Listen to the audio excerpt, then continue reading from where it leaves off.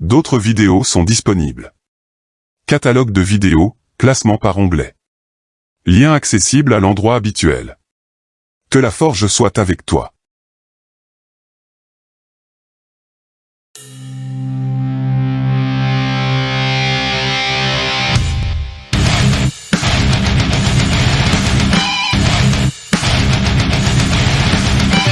Mes respects à tout le monde, bienvenue dans la forge du Quantum. Aujourd'hui, atelier VOL numéro 1, courant et tension. Et on commence sans plus attendre par une préface qui va apporter quelques éclaircissements bienvenus. C'est parti. Ce premier cours va permettre d'aborder les notions de base. Elles sont normalement apprises et comprises avant l'entrée au lycée, mais revenir dessus ne sera pas du luxe. Ça va remettre les compteurs à zéro, ce qui est une excellente chose. Tu vas voir apparaître quelques formules mathématiques, pour le moment sans importance, mais il y aura beaucoup de définitions à apprendre, et la même quantité de notions à comprendre pour les prochains ateliers sur l'électricité, qui vont arriver les uns à la suite des autres pendant les semaines à venir. Premier paragraphe, qui traite de la différence entre un conducteur et un isolant électrique. C'est parti. Un courant électrique est la grandeur algébrique correspondant à la circulation de porteurs de charge mobile, abrégé en PCR, dans un élément de matière. Ces déplacements sont imposés par l'action de la force électromagnétique, dont l'interaction avec la matière est le fondement de l'électricité. Un milieu est dit conducteur s'il existe des PCM susceptibles de se déplacer dans tout le milieu. Dans le cas contraire, le milieu est dit isolant. Voici des exemples de matériaux conducteurs. Le fer, l'aluminium, le cuivre, logique, une grande partie des câbles sont en cuivre, l'or, le platine, le graphite, celui de ton crayon gris, et l'eau salée. Le chanteur Claude François l'a appris à ses dépens le jour de sa mort. Voici quelques exemples de matériaux isolants.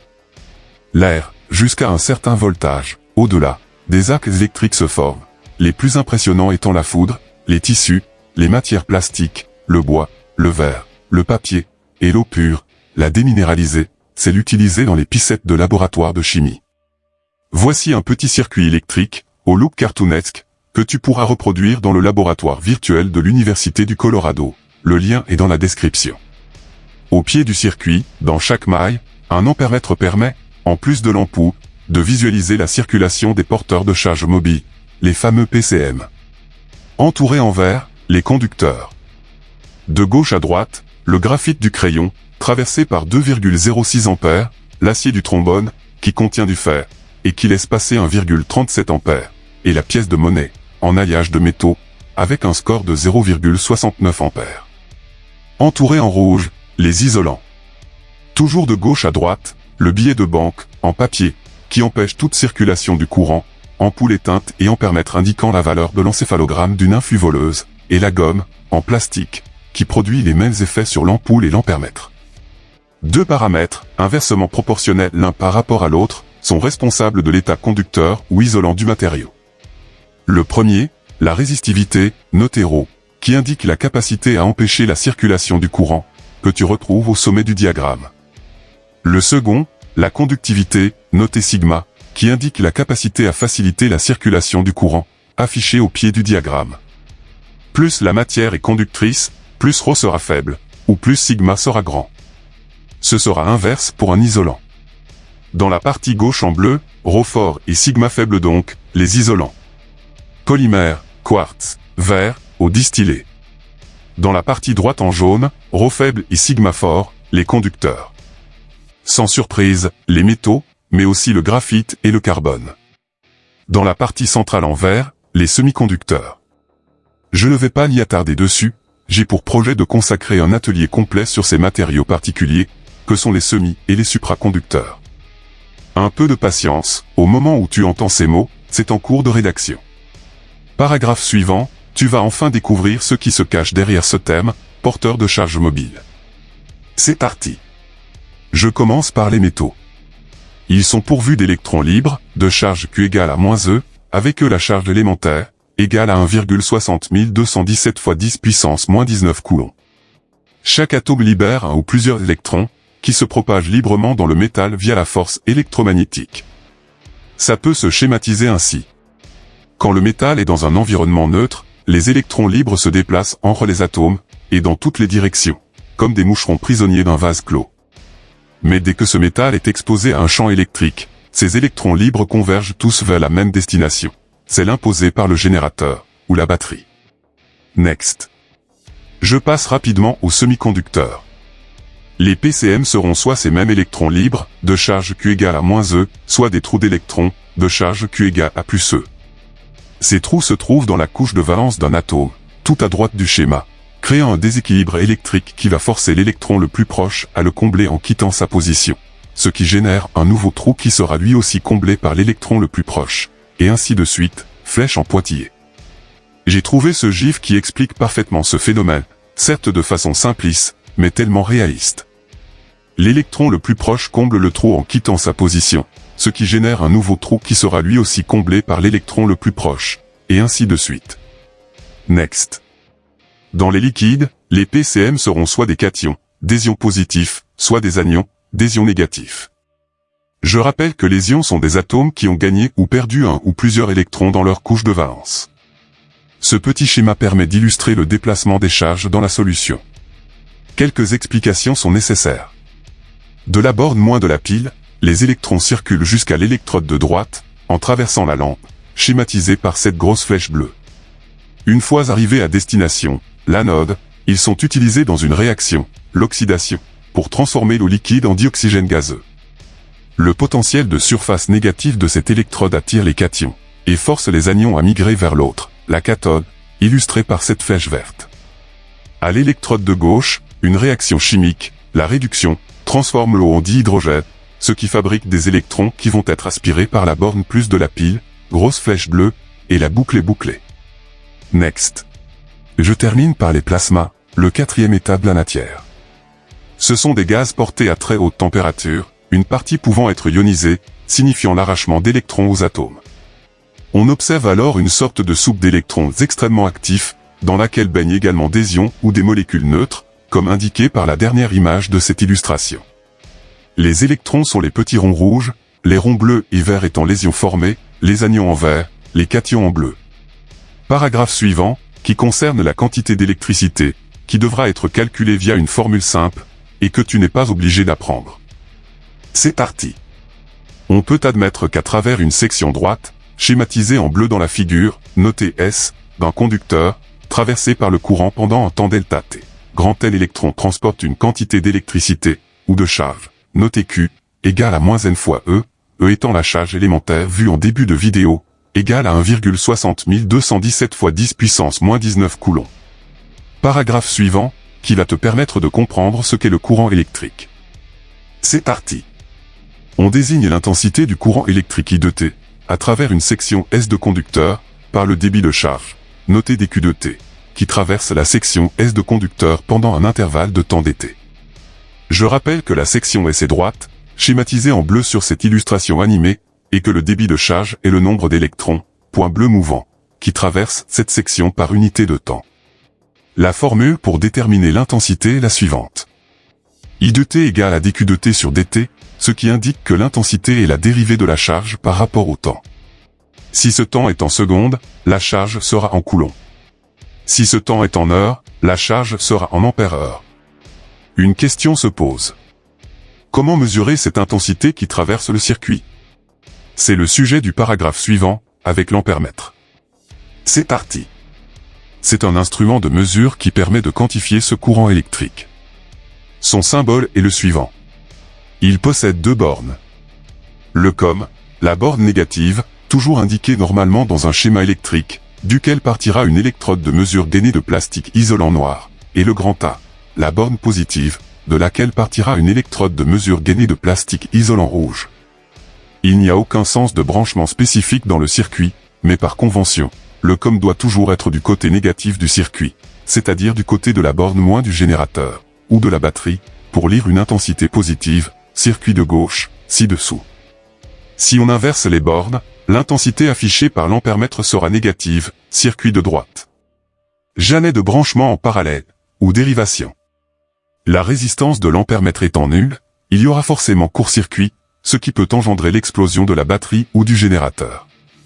Cet ampèremètre doit être dans la maille, c'est-à-dire que sa borne positive est reliée en un point du circuit, et sa borne négative en un second point du circuit qui n'est pas en contact avec le premier, comme dans le schéma de gauche. Donc dans le diagramme du circuit, à droite, cet ampèremètre est considéré comme un dipôle passif normal, tel l'ampoule ou la résistance. Je t'expliquerai la raison dans le prochain atelier, mais tu auras un élément de réponse dans une des analogies en fin de vidéo. Paragraphe suivant, la tension électrique. Qu'est-ce donc que cette notion, et comment est-elle générée? C'est parti. Le potentiel électrique, exprimé en volts, de symbole V, est un état électrique au point, noté P, du circuit. Il correspond à l'énergie potentielle électrostatique que posséderait une charge électrique unitaire située en ce point, et se calcule avec la formule suivante. EPE égale à Q fois V, avec EPE l'énergie potentielle électrique, en joules, Q la charge de la particule, en coulomb, et V le potentiel du point P, en volts. Petit aparté, désigner le potentiel par la lettre V, comme celle de son unité, n'est clairement pas l'idée la plus ingénieuse pondue par des scientifiques. Ils auraient pu utiliser la lettre P, comme potentiel, mais on la retrouve souvent dans le générateur, pour désigner son pôle positif, ou pour indiquer les puissances électriques. Ça aurait été pire. Et utiliser une lettre grecque, comme ρ par exemple, qui ressemble à un P, ou phi, aurait embrouillé ton cerveau plus que d'habitude. Par conséquent, V est le potentiel, mais c'est aussi le volt, et le potentiel est en volts. Après mûre réflexion, c'est logique. En clair, ce potentiel est une densité de charge en un point du circuit. Ces charges peuvent être autant négatives que positives, peu importe leur signe, c'est leur nombre par unité de volume qui est important. La différence de potentiel, abrégé en DDP, entre deux points A et B d'un circuit, permet de déterminer la tension électrique, exprimée en volts, appliquée entre ces deux points. Dans ce schéma, tu peux constater qu'à gauche du morceau de câble, la concentration d'électrons, les points bleus, est plus importante qu'à droite, donc le potentiel de gauche est plus négatif que celui de droite, ceci impliquant bien une différence de potentiel non nulle. La tension électrique, notée UAB, est la différence entre le potentiel de A et celui de B, et tu l'indiqueras ainsi sur un dipôle. Attention, la flèche sera toujours du côté de la borne désignée par la première lettre en indice. Ici, la flèche du côté de A, parce que UAB. Pour UBA, la flèche sera du côté de B. Et bien entendu, UAB sera égal à moins UBA, et inversement. Pour mesurer cette tension, on utilisera un voltmètre, qui sera toujours branché en parallèle, ou dérivation. Je t'expliquerai la raison dans le prochain atelier, mais tu auras un élément de réponse dans une des analogies en fin de vidéo.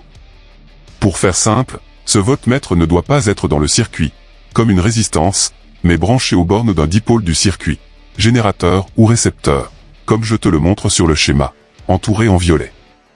Une question se pose. Qu'est-ce que le voltmètre? Tu vas le découvrir maintenant. C'est parti. C'est un instrument de mesure qui permet de quantifier cette tension électrique. Son symbole est le suivant. Il possède deux bornes. Le COM, la borne négative, toujours indiquée normalement dans un schéma électrique, duquel partira une électrode de mesure gainée de plastique isolant noir, et le grand V, la borne positive, de laquelle partira une électrode de mesure gainée de plastique isolant rouge. Il n'y a aucun sens de branchement spécifique dans le circuit, mais par convention, le COM doit toujours être du côté négatif du circuit, c'est-à-dire du côté de la borne moins du générateur, ou de la batterie, pour lire une tension positive, circuit de gauche, ci-dessous. Si on inverse les bornes, la tension affichée par le voltmètre sera négative, circuit de droite. C'est comme l'ampèremètre vu précédemment. Paragraphe suivant, très important. Je vais avoir besoin de toute ton attention, il en va de ta vie. Attention. Danger. Danger. Tu ne dois jamais sous-estimer la dangerosité de l'électricité, et il est important de connaître les risques encourus en cas de contact plus ou moins prolongé à une intensité ou une tension électrique, en fonction de leur valeur affichée sur l'instrument de mesure, ou sur un panneau indicateur. Au-delà de 50 mA, le courant est mortel pour les humains. Dans ce tableau, tu as les effets de l'électrisation d'un corps en fonction de la plage d'intensité. Pour des courants inférieurs à 20 mA, ils sont réversibles, mais au-dessus de 50 mA, si le sauvetage n'est pas immédiat, c'est la mort assurée.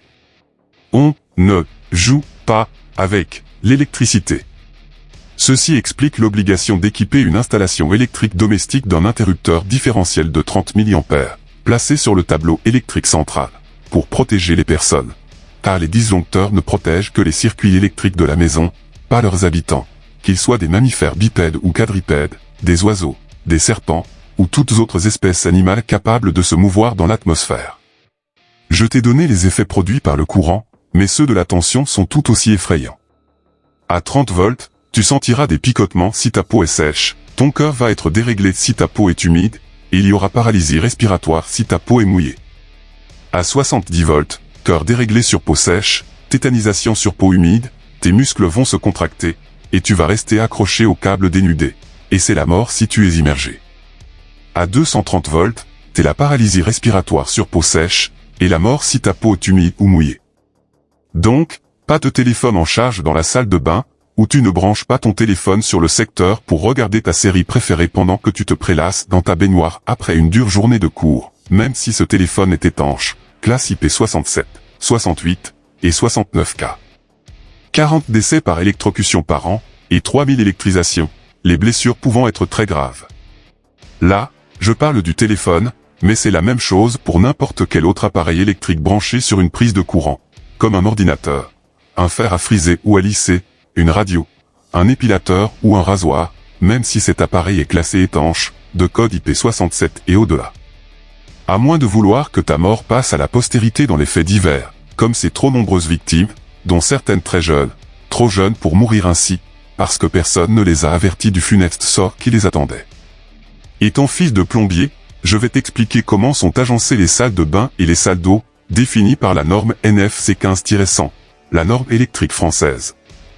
Première sécurité obligatoire, l'ALES, acronyme de liaison équipotentielle secondaire, qui consiste à la mise en place d'un fil de terre sur l'ensemble des tuyaux de plomberie, grâce à des colliers de connexion, comme indiqué en vert sur le schéma, et en ce qui nous concerne ici, sur le départ et l'arrivée du radiateur à gauche, et les alimentations, eau chaude, eau froide, du ballon et de la vasque à droite.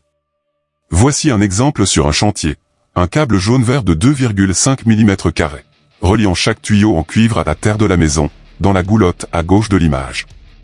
Il est aussi obligatoire de relier la baignoire, ou le bac à douche, via son corps ou sa bombe d'évacuation, à cette prise de terre pour plus de sécurité, permettant au différentiel de 30 mA de couper le circuit s'il détecte une fuite de courant par cette sorte de ligne de vie électrique. La liaison équipotentielle secondaire supprime la différence de potentiel en reliant tous les éléments métalliques à la terre. Le courant dangereux est ainsi automatiquement évacué vers la terre, sans danger pour l'homme, comme montré dans l'image ci-contre à gauche. Sans cette liaison, la différence de potentiel entre deux canalisations, eau et gaz, peut électrifier ou électrocuter une personne, alors que ce sera impossible si elles sont connectées toutes les deux à la terre. Seconde sécurité obligatoire, la mise en place de zones restrictives dans la salle de bain, ou la salle d'eau, en fonction de l'endroit le plus dangereux de la pièce, la station de lavage. Le volume 0, en rouge, est la baignoire ou le receveur, bac à douche, ou douche à l'italienne.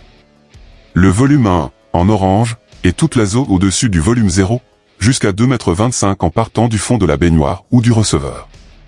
Le volume 2, en vert, est la zone qui entoure les volumes 0 et 1, sur 60 cm de large en horizontal, et jusqu'à 2,55 m en vertical. Le volume 3, en bleu, est la zone qui se situe en dehors du volume 2. Les consignes sont les suivantes. Dans le volume 0, aucune installation électrique autorisée, en fixe, prise sur le tablier de la baignoire, comme en mobile, par exemple, une rallonge ou une multiprise électrique.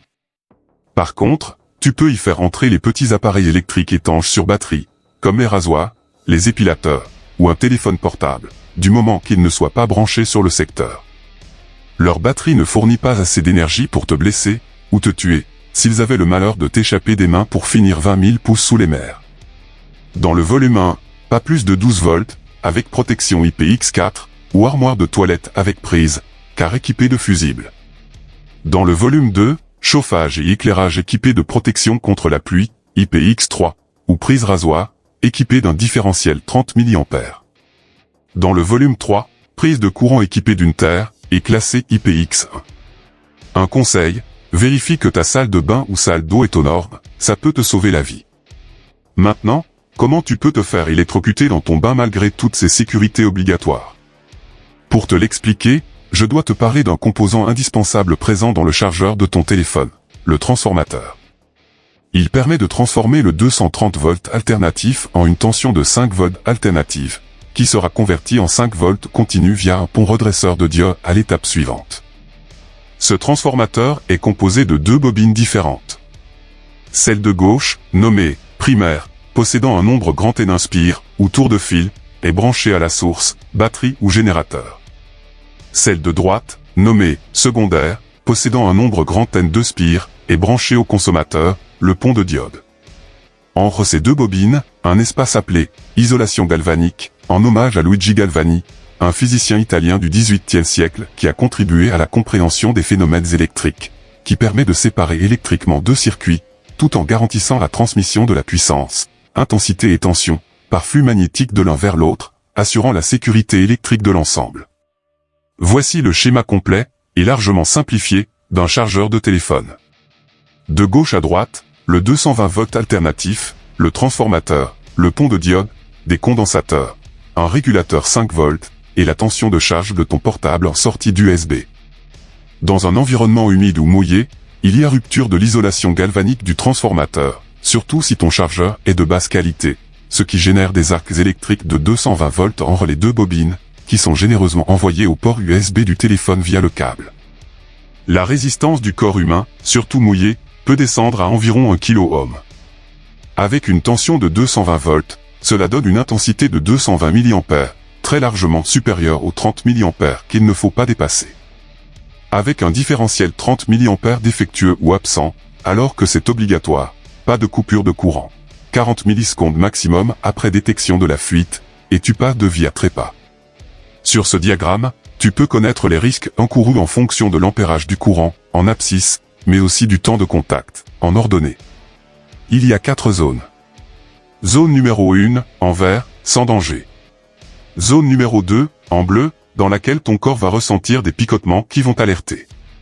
Zone numéro 3, en jaune, la douleur en cas de contact sera intense, mais sans dommages sérieux. Zone numéro 4, en rouge, dans laquelle le voyage sera sans retour possible. Je trace un trait vertical noir à 50 mA, le maximum à ne pas dépasser. Au-delà d'un contact de plus de 1000 millisecondes, soit une seconde, tu entres en zone rouge, ce qui est mortel. Donc pour résumer, même si ça paraît évident, jamais tu n'utiliseras d'appareil branché sur secteur dans les volumes 0 à 2 de ta salle de bain, ou de ta salle d'eau. C'est pour ta sécurité. Dernier paragraphe, dans lequel je vais terminer sur une note un peu plus poétique, avec les différentes analogies pour comprendre ce que sont le courant et la tension. C'est parti. Première analogie, avec un cours d'eau.